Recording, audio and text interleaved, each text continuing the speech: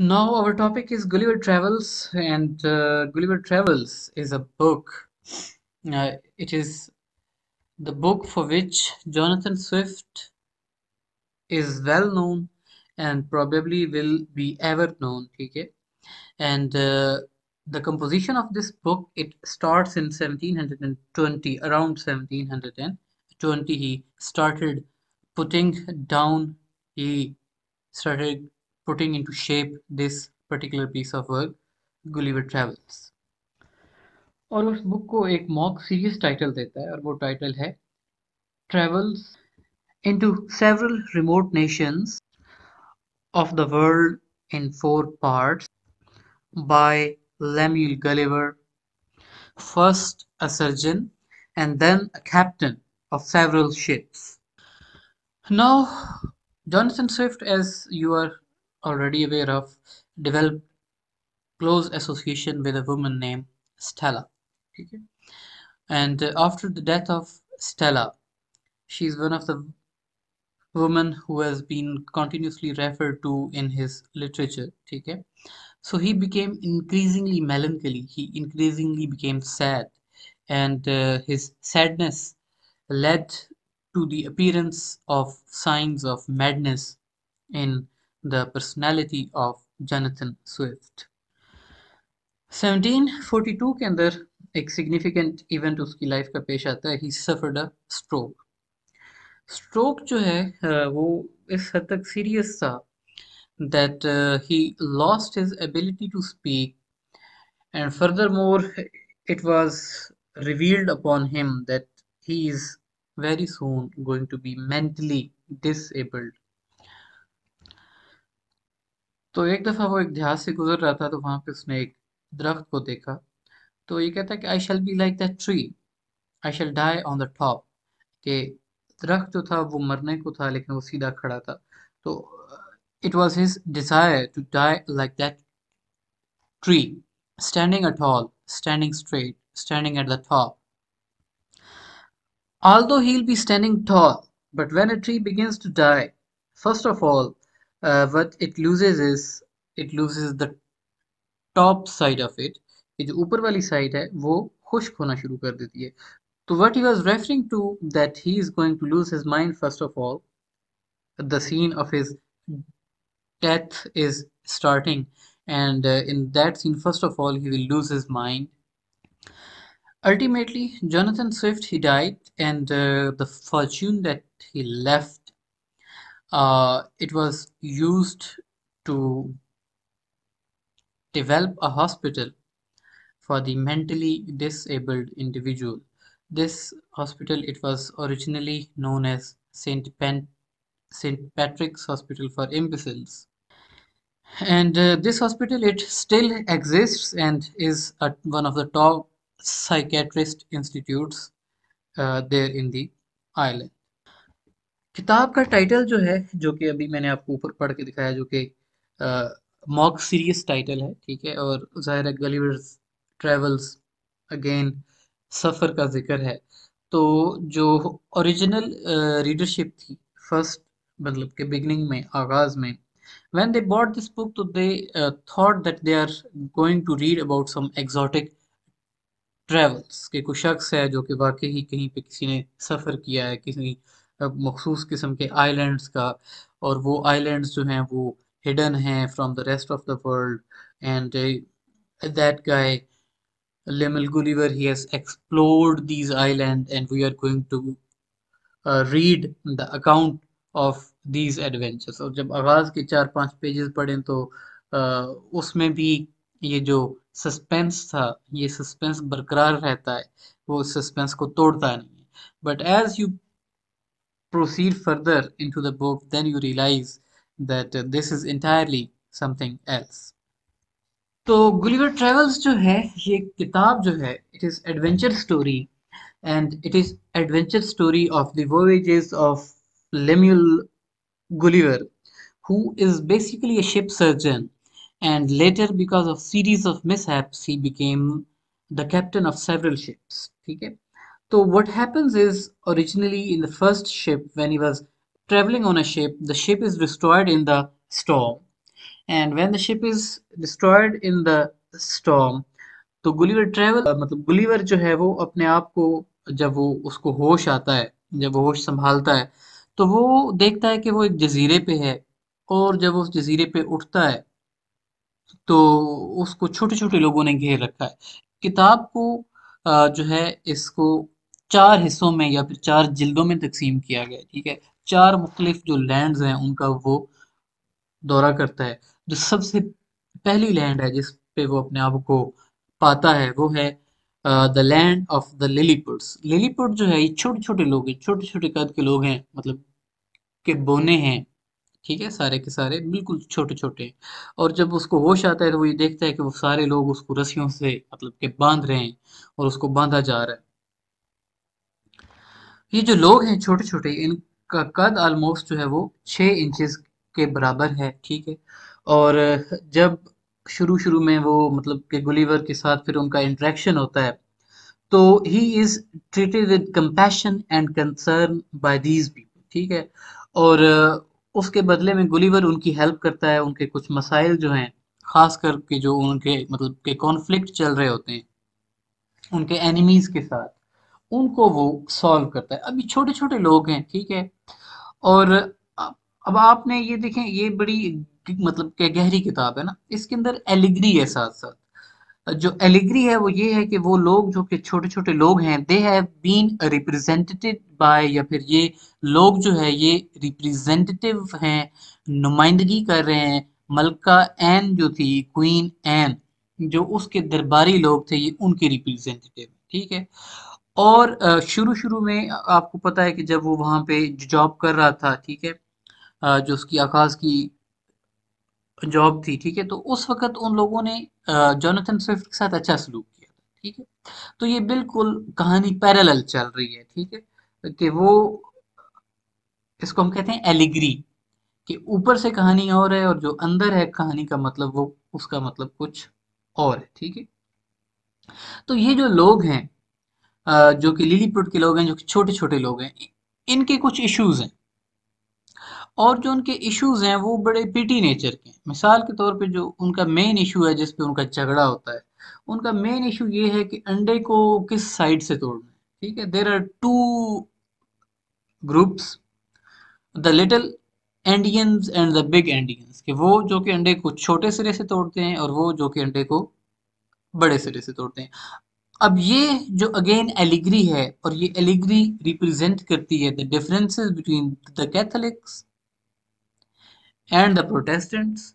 और ये एलिगरी दूसरे लेवल पे, डीपर लेवल पे एक और कॉन्फ्लिक्ट को रिप्रेजेंट करती है, और वो कॉन्फ्लिक्ट जो है वो है the conflict between the wigs and the Tories, जो कि दो पॉलिटिकल लीडिंग पॉलिटिकल पार्टीज थी इंग्लैंड के अंदर उस दौर में। तो बेसिकली तो वो तनकीद कर रहा है जो मलका एन के दरबार के लोग थे, जो उसके वजीर थे, जो उसके मुशीर थे, जो जोनाथन स्विफ्ट के मुताबिक बहुत ही छोटे कद के लोग हैं, बहुत ही मतलब के शोधे किस्म के लोग हैं। However they consider themselves to the people of consequences, कि वो अपने आप को समझते हैं कि हम कोई बहुत ही बड़े मतलब के कद के लोग हैं और हमारी बहुत ज्यादा अहमियत है। अब आपको पता है कि क्वीन एन जो थी उसने जोनाथन स्विफ्ट को नाराज किया था, ठीक है। नाराज किया था क्योंकि जोनाथन स्विफ्ट चर्च में, द चर्च ऑफ आयरलैंड के अंदर एक अच्छी पोजीशन चाहता था, और आयरिश चर्च के लिए उसने कुछ जो है वो चंदा मांगा था, वो चंदा भी नहीं दिया गया था। तो अब इस चीज का उसने बदला कैसे लिया है कि वो शो करता है कि लिलीपुट की जो क्वीन है, अब वो क्वीन डायरेक्टली रिप्रेजेंट करती है क्वीन एन को, क्योंकि बाकी जो लोग हैं वो जाहिर है क्वीन एन के दरबारियों को रिप्रेजेंट करते हैं। तो वो उसमें क्वीन एन का जो, या लिलीपुट की जो क्वीन है उसके महल में आग लग जाती है, ठीक है। अब वो जाहिर है लिलीपुट के लोग 6 इंच के लोग हैं, छोटे छोटे कद के लोग हैं, वो छोटी छोटी बाल्टियों में पानी लेकर आते हैं, लेकिन उससे वो आग बुझती नहीं, ठीक है। तो जोनाथन स्विफ्ट जो कि कहानी के अंदर प्रेजेंट है लेम्यूल गुलिवर की शेप में, तो लेम्यूल गुलिवर चूंकि सारे बड़े कद का एक आदमी होता है पूरा, और वो लोग जो है वो उनके 6 इंच के लोग हैं, उनके महल और उनके घर भी उसी साथ छोटे छोटे होते हैं। तो वो मलका के महल पे यूरिनेट करता है। और वो यूरिनेट करके उस आग को बुझाता है। अब ये जो एक्ट है उसका, ये एक्सट्रीम किस्म का सटायर और एक्सट्रीम किस्म का रिवेंज है, जो कि क्वीन एन से उसने लिया। उसने कहा कि तुमने मुझे प्रमोट नहीं किया, ठीक है, तुम जो है वो तुमने मेरी चर्च जो है उसको डोनेशन नहीं दी, तो लिहाजा मैं तुम्हारे महल पे जो है वो यूरिनेट करता हूँ, ठीक है। तो ये अब इस किस्म का शख्स, और इस वजह से इसको कहा जाता है misanthrope, he was hater of mankind, ये इंसानों से और इंसानियत से जो है वो नफरत करता था। तो ये जो एक्ट उसने दिखाया इस गुलिवर ट्रेवल्स के अंदर, ठीक है, मतलब कि क्वीन एन के महल के साथ वो जो एक्शन कर रहा है, तो इस एक्शन के बाद अब ऑब्वियसली लोग इंटेलेक्चुअल थे, लोग किताबें पढ़ते थे उस एज में, ज़ाहिर एंटरटेनमेंट के जो ज़राए थे वो यकीनन किताबें ही होती थी, किताबों के अलावा तो और कोई ज़रिया नहीं था खास, ठीक है, एंटरटेनमेंट का। तो लोगों ने किताब पढ़ी, लोगों को असेसमेंट हो गई कि ये क्या बात कर रहे हैं। तो उसके बाद ज़ाहिर क्वीन एन को भी पता चल गया, उस तक भी बात पहुंची, तो फिर जो भी उसको मजीद फेवर्स वगैरह मिलनी थी, या जिस फेवर का कोई प्रोस्पेक्ट हो सकता था, वो सारे प्रोस्पेक्ट्स उसके लिए क्लोज कर दिए गए कि अब इस एक्शन के बाद तो क्वीन के महल से या क्वीन की जानिब से जोनाथन स्विफ्ट जो था उसको कोई फेवर मिलना फिर मुमकिन नहीं था। तो इसके बाद हम मूव करते हैं सेकंड बुक में। जो सेकंड उसका ट्रेवल है वो उसको लेके जाता है towards the land of the giants, and this land it is known as the land of Brobdingnag. अब फर्स्ट जो उसका ट्रेवल था उसमें वो ह्यूमन बीइंग्स का माइक्रोस्कोपिक व्यू दिखाता है कि इंसान जो है वो कितनी छोटी छोटी बातों पे लड़ते हैं, ये इनकी हैसियत क्या है, इनकी हैसियत कुछ भी नहीं, 6 इंच का, मतलब कि इनका कद इतना छोटा सा है, ये कोई हैसियत नहीं रखते as compare to the world. और इनके छोटे छोटे इश्यूज हैं कि अंडे को इधर से तोड़ना है या अंडे को उधर से तोड़ना है। अब हम अपनी सोसाइटी में एग्जाम्पल ले लें ना, हमारे जो रिलीजियस डिफरेंसेस हैं वो सारे के सारे इसी नेचर के हैं, छोटे छोटे इश्यूज हैं, और हमने खा मखा के उनको इश्यूज बनाया हुआ है, ठीक है। तो फर्स्ट बुक में वो माइक्रो व्यू देता है, और सेकंड बुक में जब वो जायंट्स को शो करता है, तो अब वो जूम्ड व्यू, यानी कि जूम करके माइक्रो जो है वो जूम करके बड़ा करके उन्हीं ह्यूमन बीइंग्स को और उनकी अगलीनेस को, उनकी बदसूरती को वो दिखाता है, ठीक है। और अब उस लैंड में लेम्यूल गुलिवर जो था वो खुद मतलब के जायंट था, और जो बाकी लोग थे वो छोटे कद के थे। अब यहाँ पे उसकी हैसियत एक डॉल की है, ठीक है, मतलब कि बिल्कुल छोटे से कद का वो है, और उसके कंपैरिजन में जो बाकी लोग हैं वो सारे बड़े बड़े हैं, और उसको गुड़ियों का वो जो घर होता है, पिंजरा जो होता है, उसके अंदर रखा गया है उस शख्स की जानिब से, उस फार्मर की जानिब से जिसने गुलिवर को पकड़ा है। तो फार्मर शुरू में तो उसके साथ अच्छा ट्रीटमेंट करता है, फिर बाद में वो उसको अपनी बेटी के हवाले कर देता है। उसकी बेटी जो है वो भी अच्छा ट्रीटमेंट करती है, और वो ऑब्वियसली थोड़ी सी क्यूरियस है, ठीक है। फार्मर फिर ये करता है, गुलिवर को वो टूर पे लेके जाता है शहर में, और वो वहाँ पे उसको डिस्प्ले करता है, लोगों के सामने प्रेजेंट करता है, और लोग उसको देखते हैं, और उससे जो है वो फार्मर जो है वो अर्निंग करता है। अल्टीमेटली गुलिवर को सेल कर दिया जाता है, फार्मर जो है वो उसको क्वीन जो है प्रॉब्डिंग नैग की उसके हाथों बेच देता है। क्वीन के महल में जाके उसकी मुलाकात बादशाह के साथ भी होती है, और वो एक दो सेशंस उनके साथ लगाता है, गुफ्तगू करता है, और उसमें वो लोगों का जो बिहेवियर है उससे वाकफियत हासिल करता है, ठीक है। और ब्रॉबडिंग नैग का जो बादशाह है, ही इज शॉक्ड कि वो जो गुलिवर अपने लोगों के जो हालात बताता है, जो अपने उसके लोग हैं, जो इंग्लैंड की कंट्री है, और उस कंट्री के अंदर जितनी सेल्फिशनेस पाई जाती है, जब वो प्रेजेंट करता है बादशाह के सामने, तो बादशाह शॉक होता है। क्यों? क्योंकि उनके मुल्क में इस किस्म की कोई चीजें नहीं है, ठीक है। लेकिन गुलिवर वहां पे जाहिर है वो अपनी कंट्री का चूंकि रिप्रेजेंटेटिव होता है, तो वो अपनी कंट्री को डिफेंड करता है वहां। अब जॉनथन स्विफ्ट के नज़दीक मतलब कि ब्रॉबडिंग नैग जो है वो एक लिवेबल कंट्री है। वो लिवेबल कंट्री इस वजह से है कि because they are traditional people, ये रवायती किस्म के लोग हैं, और ये चूंकि एक कदामत परस्त किस्म का मुल्क है और वो ओल्ड हैं, रवायती लोग हैं। तो जोनाथन स्विफ्ट जो है बेसिकली ही हेटेड मॉडर्न प्रोग्रेस। अगर हम उसको देखें, जो नेक्स्ट लैंड है जब वो वहां पे जाएगा, तो उसमें हमें दिखाएगा कि he hates science as well. तो वो उसको हर किस्म की प्रोग्रेस और मॉडर्नाइजेशन जो थी उससे नफरत थी। और चूंकि Brobdingnag is a country where they traditional people they believe in the tradition, तो इस वजह से जोनाथन स्विफ्ट के नज़दीक और गुलिवर के नज़दीक Brobdingnag is a livable country, एक ऐसा मुल्क, एक ऐसा आइलैंड जहाँ पे रिहाइश इख्तियार की जा सकती है। इसके अलावा ब्रॉबडिंग नैग को एग्रीकल्चरल कम्युनिटी के तौर पे प्रेजेंट किया गया कि वो लोग ज़राअत पसंद हैं और ज़राअत उनका मेन जो है वो प्रोफेशन है। थर्ड जो बुक है उसके अंदर हमें दिखाया जाता है कि गुलिवर जो है he travels to the land of लप्यूटा।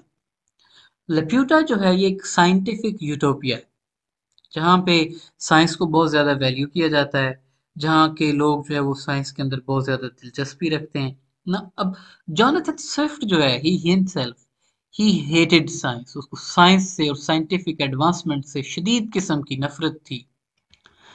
और वो साइंस को, एक तो साइंस से नफरत करता था और वो साइंस को anti religion, he thought science as contrary to religion, कि ये जो साइंस है ये रिलीजन की एंटी है, ये रिलीजन का रास्ता रोकने के लिए।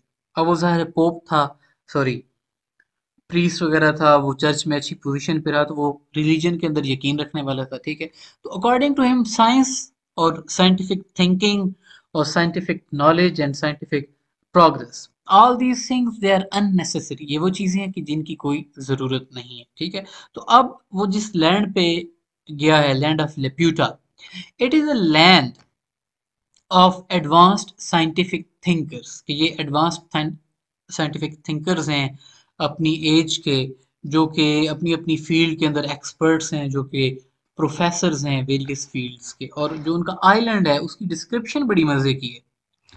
जो आइलैंड है लेप्यूटा का, it is a floating island, कि ये हवा में तैर रहा है, ठीक है। It is not connected with land, rather it is floating in the air, and it is floating on the principles of the science. They are so much scientifically advanced that they have uh, made their island to float in the air, or all people living in that island, Laputa, they are so much involved in science and they are so much involved in mathematics that they do not care for anything, उनको किसी चीज की कोई परवाह नहीं है। वो science के अंदर इतने खोए हुए हैं, इतने मतलब के गुम हैं, कि उनको खाना खाने के लिए या उनकी तवज्जो अगर किसी दूसरी जानिब मबजूल करवानी हो, तो उन्होंने स्पेशल एक इंडिविजुअल रखा हुआ है जिसके हाथ में छड़ी है।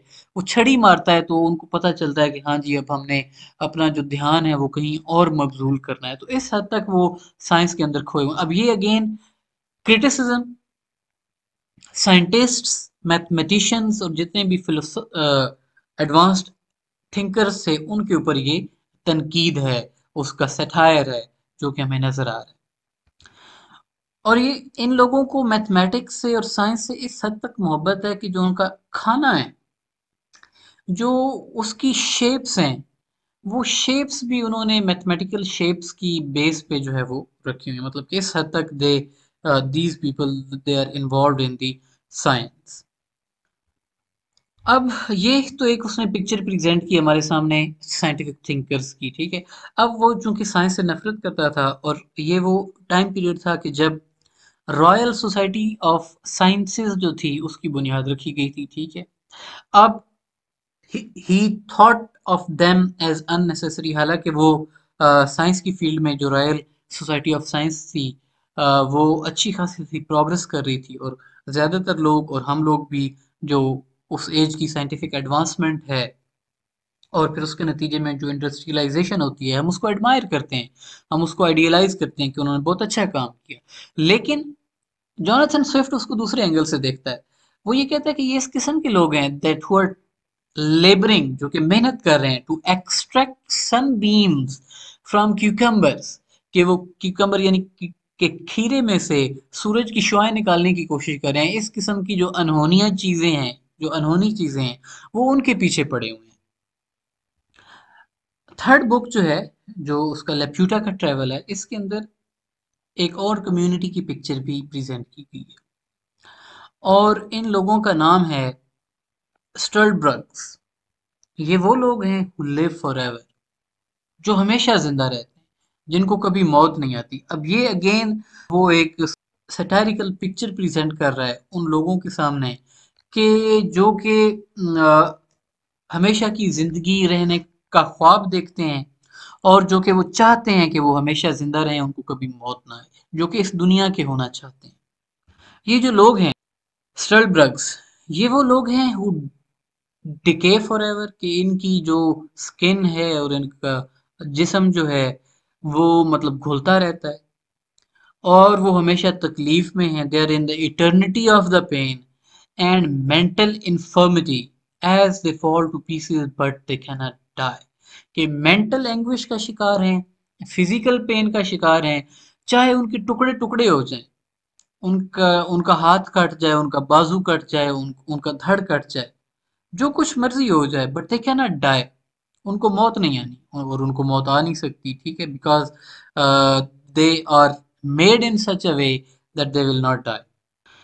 तो ये सॉर्ट ऑफ वो जो साइंटिफिक थिंकर्स हैं उनसे क्वेश्चन पूछ रहा है कि what you are trying to achieve is you are trying to extract sunbeams from cucumbers, and what you're trying to do is you are trying to extend the lives, but who would want an extended life? कि ज़ाहिर है एक certain age के बाद जो life है, जो जिंदगी है, वो तो अजाब बन जाती है ना, ठीक है।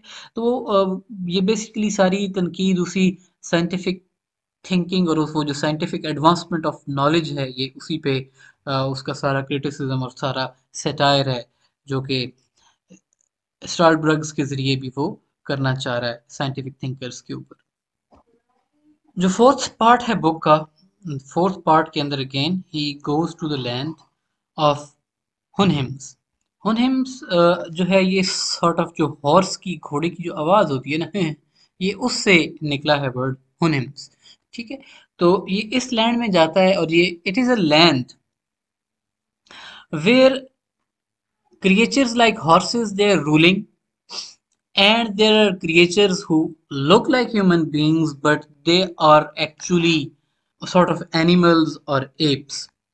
अब ये जो फोर्थ बुक है, इसमें आपको सवियर किस्म का क्रिटिसिज्म और सवियर किस्म का सटायर जो है वो ह्यूमन बीइंग्स और पूरी ओवरऑल ह्यूमैनिटी पे उसको वो सटायर करता हुआ हमें दिखाई देता है, और वो जो अगली पिक्चर प्रेजेंट करता है ह्यूमन बीइंग्स की इस विजिट के अंदर, बहुत ही अगली पिक्चर है ये, ठीक है।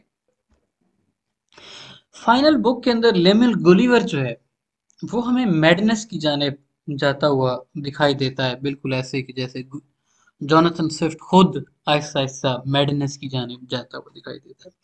और उसकी मैडनेस जो है वो इस चीज से निकलती है कि he believes that these horse people, ये जो कि घोड़े की तरह ही हिम हैं, ये दे आर कम्प्लीटली एडमायरेबल। ये डिसिप्लिन किस्म के लोग हैं, उनके अंदर बहुत अच्छा डिसिप्लिन है, और वो बहुत अच्छे तरीके से रिहाइश इख्तियार किए हुए हैं और अपना निज़ाम संभाले हुए हैं।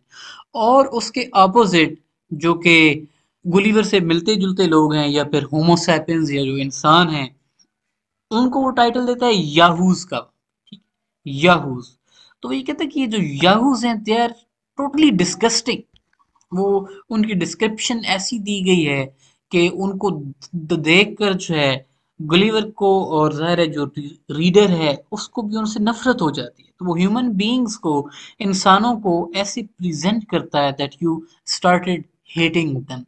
दैट इज व्हाई वर्ड में पहले भी आपको बता चुका हूँ, मिस एंथ्रोप, स्विफ्ट को हम कहते हैं misanthrope, the hater of mankind. एक ऐसा शख्स की जो कि इंसानों से नफरत करता था, और वो नफरत अब यहाँ पे जो land of Yahoos and the land of Houyhnhnms है, यहाँ पे वो हमें रिफ्लेक्ट होती दिखाई दे रही है कि वो ह्यूमन बीइंग्स को यानी कि याहूज को he declares them worse than animals, and as compare to them the horse people the Houyhnhnms they are civilized people, जो कि बिलीवर को लेके जाते हैं और उसको उन याहू से बचाते हैं, लेकिन ultimately at the end of the book they decide कि नहीं, ही look like a Yahoo, since he should live with the Yahoos or he should go back to his own land from where he came. Book 4 को आप थोड़ा सा detail में देखेंगे क्योंकि इसके अंदर सैविज किस्म का सटायर आपको नजर आता है as compare to the other 3 books. तो यहाँ पे नैरेटिव जो है बुक 4 का वो आगाज होता है जब गलिवर अपनी शिप का कैप्टन है, यानी कि सर्जन से उसकी प्रमोशन हो चुकी है और वो शिप को कैप्टन करता है, लीड करता है। और जो उसके अपने लोग हैं वही उसके अगेंस्ट हो जाते हैं, दे टर्न अगेंस्ट हिम, और वो उसको एक छोटी सी कश्ती में बिठा के और उसको वो एड्रिफ्ट छोड़ देते हैं, समुद्र में खुला छोड़ देते हैं, ठीक है, कि जाओ तुम हमारी तरफ से मर जाओ। अब ये चीज़ बड़ी अहमियत है इस चीज़ की कि उसके जो अपने लोग हैं वो उसको समुद्र में ऐसे छोड़ देते हैं, क्योंकि ये चीज़ डिस्क्राइब करती है क्रूलिटी को, वो जुल्म जो एक इंसान दूसरे इंसान पे करता है, ठीक है। और इसी से जो उसकी मिज़anthropy है वो निकलती है कि एक इंसान दूसरे इंसान पे जुल्म करता है, तो इसी जुल्म को देखते हुए जॉनसन स्विफ्ट जो है ही टर्न्स टू बी मिज़anthrope। और वही जुल्म वो लिमिल मतलब गुलिवर के साथ होता है कि उसके जो अपने लोग हैं वो उसको स्टेटस ऑफ द कैप्टन जो है उससे रिमूव करते हैं, उसको एक वेसल में एक छोटी सी कश्ती में बिठाते हैं और उसको समुद्र में खुला छोड़ देते हैं मरने के लिए। अब ये मतलब कि क्रूलिटी की इंतहा है कि उसके पास पानी नहीं है, उसके पास खुराक नहीं है, और वो समुद्र में जो है उस छोटी सी कश्ती में बगैर किसी हेल्प के ही इज आउट देयर। तो वो जब एड्रिफ्ट होता है तो एड्रिफ्ट होने के बाद वो एक ऐसी लैंड में जाता है जो according to him is a land of a civilised species. तो यहाँ पे मैं कुछ उसकी लाइंस जो हैं वो आपके साथ शेयर करूंगा। He says, when I was little refreshed, I went up into the country, resolving to deliver myself to the first savages that I meet, and purchase my life from them by some bracelets, brass rings, and other toys, which sailors usually provide themselves with on these voyages, and I had some of them with me. अब ये बड़ी खूबसूरत lines हैं और आप देखिए कि कितनी सिंप्लिसिटी ऑफ लैंग्वेज में उसने ये जो लाइंस हैं ये लिखी हैं, ठीक है। और येट वो जो इमेज प्रेजेंट करता है वो cruelty of human being, the savageness of human beings, कि they will not help a man who needs help without any motive, कि जब तक उनको कुछ दिया नहीं जाएगा, जब तक आप उनको कोई मतलब कि ब्रास की रिंग, कोई पीस ऑफ मेटल, जब आप उनको कोई प्रेशियस चीज देंगे नहीं तो वो आपकी मदद नहीं करेंगे। तो जो भी सैवेज, यानी कि सैवेज से मुराद है जो भी ह्यूमन बीइंग, जो भी इंसान मुझे मिलेगा, तो मैं अपना सब कुछ उसके हवाले करूंगा और उसके बदले में फिर उससे मदद चाहूंगा कि वो मेरी मदद करे। तो वो ये देखता है कि ये जो लैंड है, ये जो आइलैंड है, it is divided by long growing trees, और ये जो ट्रीज हैं दे आर नॉट प्लांटेड, कि इनको जो है वो लगाया नहीं गया, but they are naturally growing, ये दरख्त कुदरती तौर पर उगे हुए हैं। And it looks like a very orderly place, and there is a plenty of grass as well, and there are several fields of oats, इनके अखरोटों के कुछ फील्ड्स हैं वहां पे। तो वो कहता है डरते डरते वहां पे चलता गया, और खौफ यही था कि कहीं से मुझ पे हमला कर दिया जाएगा, या कहीं से एक तीर जो है वो उड़ता हुआ आएगा और मैं उसका शिकार बन जाऊंगा। तो अब ये एक इंतहाई जो है ना वो आप कहें कि दिलचस्पी पैदा करने वाला सीन है, क्योंकि अभी तक हमें उसने बताया नहीं है कि वो कौन सी सरजमीन में है और वहाँ पे किस किस्म के सैवेजेस जो हैं उनके साथ उसका सामना होगा, और जो है वो उसको वहाँ पे इस लैंड के अंदर मिलेंगे।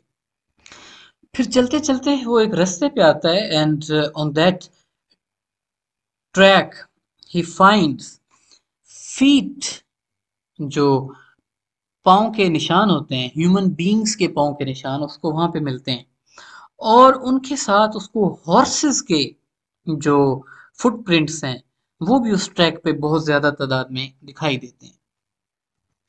Now as he walks down that path, He notices that there are several animals in the field, and these animals they are partially covered with hair and they're standing on their hind legs कि वो उसको एक मखलूक नजर आती है जो कि दो टांगों पे खड़े हैं, ठीक है, और उनके जिस्म जो हैं वो बालों से भरे हुए हैं.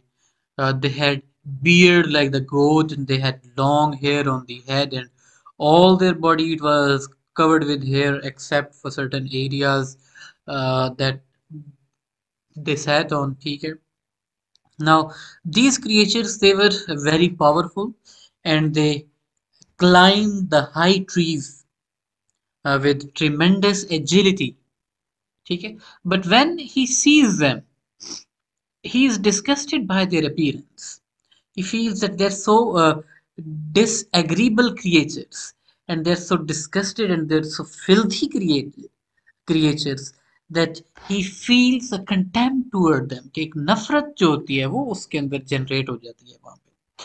So he keeps on moving that path until he comes across one of these creatures and that creature moves to attack him and Gulliver he defends himself by hitting him with the backside of his sword. Now, after his action, this action, 30 to 40 of more of these creatures, they come to help their fellow creature. Now, अब मतलब Gulliver जो है उसको ये realise नहीं हो रहा कि ये जो क्रिएचर्स हैं ये ह्यूमन बीइंग्स हैं ये इंसान हैं. लेकिन जो रीडर्स हैं वो इस डिस्क्रिप्शन को पढ़ने के बाद उनको रियलाइज हो रहा है कि they these creatures they have some sort of humanity in them and they look like human beings. तो वो 30-40 जो है वो मिलकर इसकी जानिब लपकते हैं तो ये एक दरख्त के साथ अपने आप को जो है वो लगा लेता है, ठीक है, बैक अपनी लगाता है दरख्त के साथ और अ, अपनी तलवार निकालता है और उसको लहराना शुरू कर देता है, ठीक है, अपने आप को डिफेंड करने के लिए उन फिल्दी और वो जो डेंजरस किस्म के क्रिएचर्स हैं उनसे. तो ये कहता है कि while I was waving my sword several of these creatures they climbed up the tree, ठीक है, and from the top of the tree this started the rain of their feces down on the Gulliver. अब ये एक extreme किस्म का filthy जो version है humanity का वो जोनाथन स्विफ्ट हमारे सामने प्रेजेंट कर रहा है कि इंसान जो है वो किस हद तक गलीज हैं और किस हद तक वो गंदी मखलूक हैं कि जिनको क्रिएट किया गया है. ऑब्वियसली मिस एंथ्रोप का वर्ड, ठीक है, वंस अगेन इट साउंड्स बार बार मैं रिपीट कर रहा हूँ ताकि ये वर्ड जो है ये आपके जहन में रहे whenever you are describing Jonathan Swift, then you should know that you have to use this word and you have to cite all these examples from which it is reflected that he is truly a misanthrope. लेकिन वो कहता है कि इस हमले से बच गया मैं, ये जो गंद उन्होंने गलाजत फेंकी ऊपर से उससे बच गया मैं, क्यों, क्योंकि मैं दरख्त के तने के बिल्कुल साथ खड़ा था तो इस वजह से मैं महफूज रहा. लेकिन वो कहता है कि मेरे इर्द गिर्द जो था वो हर जगह पे गलाजत फैल गई. तो इसके बाद वो आता है डिस्क्रिप्शन पे है इनकी हिनोनिम्स की. हिनोनिम्स हॉर्सेस हैं, ठीक है, जो कि वहां पे रहते हैं, जो कि वहां के इनहेबिटेंट्स हैं. तो the horses they eat grain and grass और उनकी बॉडी वेस्ट जो है it is less offensive as compare to the human body waste. और वो जो उनकी लाइव्स हैं, जो उनकी जिंदगियां हैं, they live life of utter rationality के वो अक्ल दानिश की जिंदगी गुजारते हैं जो हॉर्सेस जिन हॉर्सेस की डिपिक्शन दी गई है those who were termed as Houyhnhnms. तो ये जो वर्जन है ह्यूमैनिटी का जो कि प्रेजेंट किया गया है ऊपर पिक्चर के अंदर, ठीक है, ये डिस्गस्टेड किस्म का वर्जन है, डिस्गस्टिंग किस्म का वर्जन है ह्यूमैनिटी का. और इस वर्जन से गलीवर को ह्यूमैनिटी से इंसानियत से नफरत हो जाती है and he turns away to the other species. जो दूसरी स्पीशीज है यानी कि जो कि हिनोनिम्स हैं वो उनकी जाने मूव करता है और उनसे प्रोटेक्शन सीख करता है, उनकी हेल्प मांगता है. अब ये जो क्रिएचर्स हैं horses or Hinenins. They do not have any technology, which is liked by Jonathan Swift since he hated all kind of progress.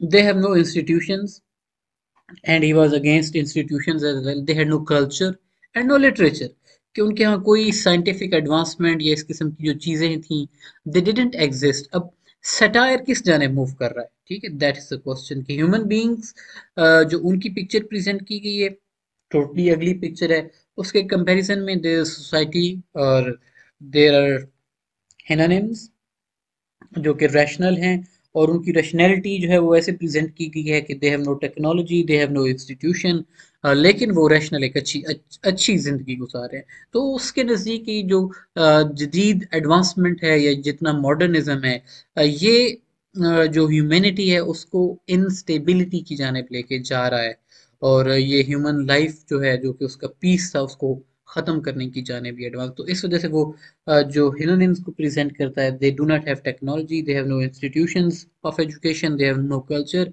And they have no literature at all. Rather they are living a peaceful life of their own. तो fourth book जो है ये काफ़ी powerful किस्म का satire है, ठीक है.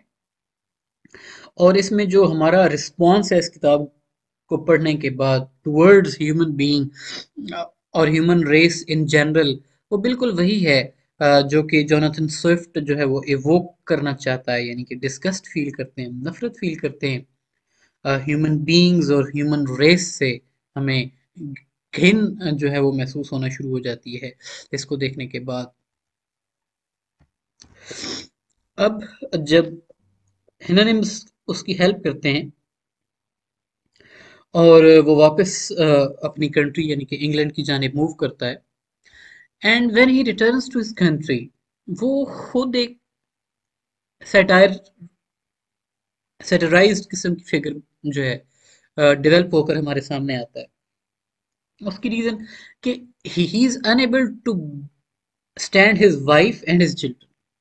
कि ना तो वो अपनी बेगम की प्रेजेंस को बर्दाश्त कर सकता है, ना ही वो जो है वो अपने बच्चों की प्रेजेंस को बर्दाश्त कर सकता है. और वो फैसला करता है कि वो एक स्टेबल में अस्तबल में रहेगा, घोड़ों के अस्तबल में रहेगा, ठीक है.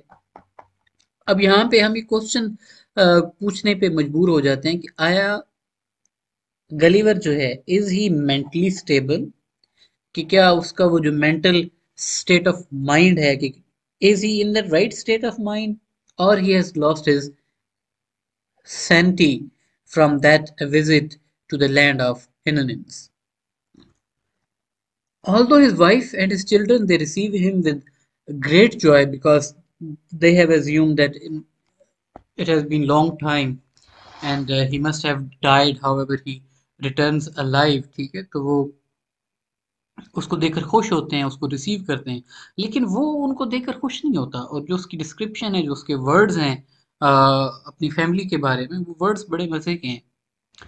So he says that I must confess that the sight of them, and his family, filled me with hatred, disgust, and contempt.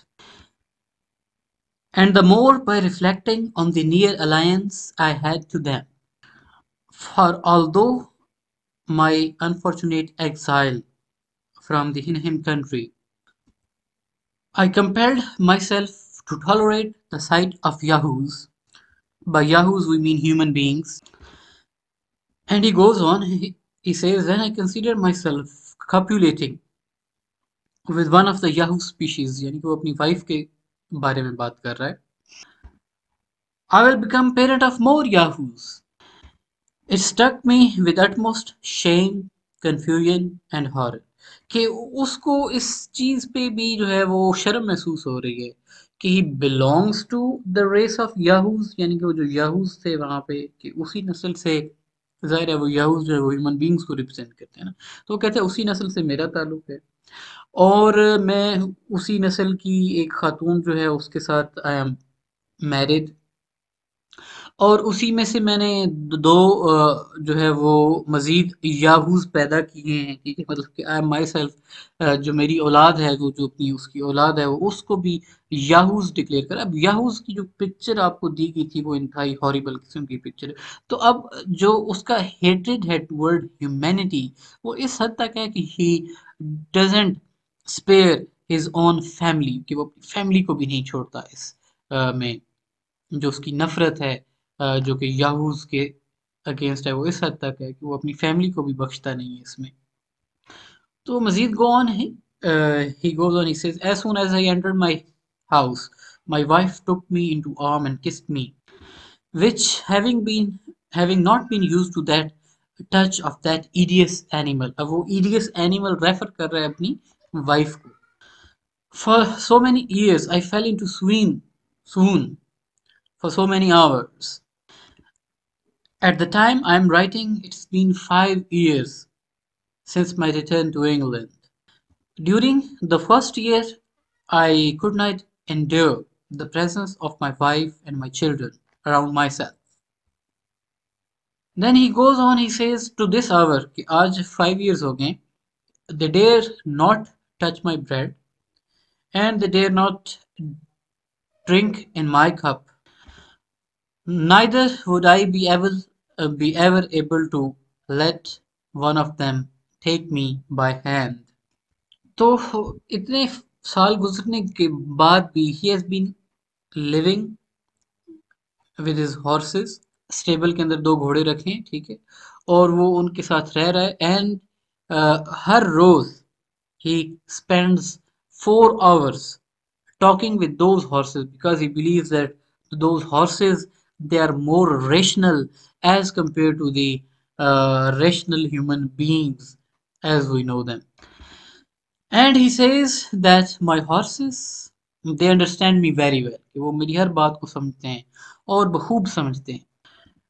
तो वो कहता है कि ये जो horses हैं, they do not have any pride and they live in complete friendship with me in that stable.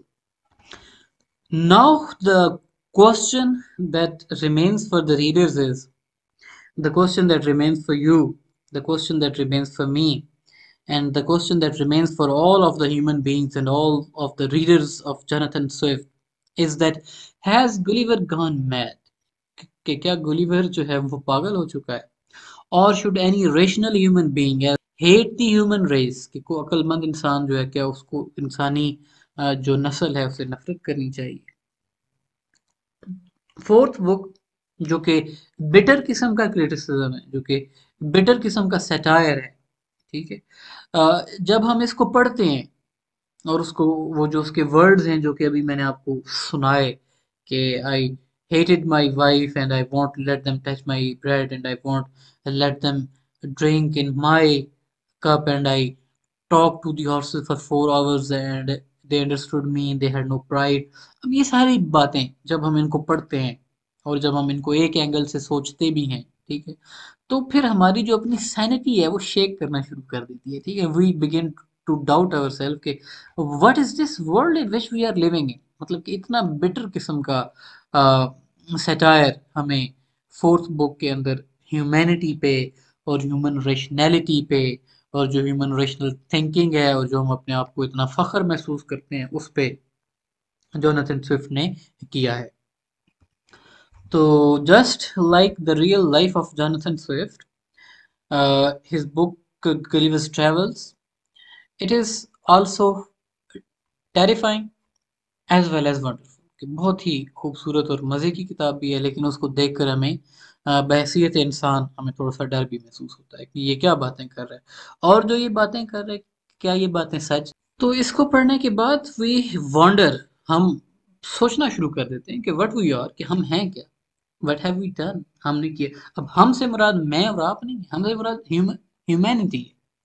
कि अब आप देखें ना कि अमेरिकन जो अटैक था जापान पे, Hiroshima Nagasaki, just consider that one isolated incident and think about it, that what have we done, इंसानियत ने, हम लोगों ने क्या किया, ठीक है।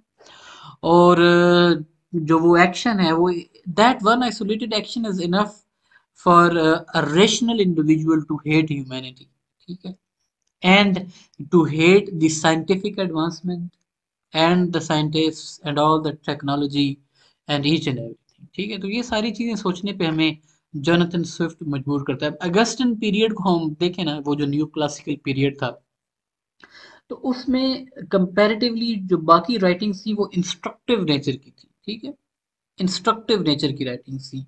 आप उसको जो है वो मिल्टन को उठा के देख लें, पैराडाइज लॉस्ट जो है ऑब्वियसली डायडेक्टिक किस्म की बुक है, वो भी हमें कुछ ना कुछ बताना चाहता है, ठीक है। तो बाकी जितने राइटर्स थे वो भी डायडेक्टिक नेचर की राइटिंग्स थी। उससे पहले बेकन था, बेकन ने भी डायडेक्टिक राइटिंग लिखी, ठीक है। तो लेकिन जो जोनाथन स्विफ्ट है वो हमें इंस्ट्रक्ट नहीं करता, ठीक है। वो जो है वो हमें फ्राइटन ही फ्राइटन्स अस, वो हमें डराता है। और किस चीज से डरा रहा है, अब आप देखें कि कितनी हॉरिबल किस्म की डिस्क्रिप्शन है जो फोर्थ बुक में। लेकिन अ, अगर हम उसको एक एंगल से देखें, एक पर्टिकुलर एंगल से जो कि जोनाथन स्विफ्ट का एंगल है, अगर हम उसको उसके शूज में खड़े होके इस चीज को देखें, तो फिर हमें बातें कुछ ना कुछ तो दिल को तो लगती हैं ना, ठीक है। तो that is all for Gulliver's travels. Thank you.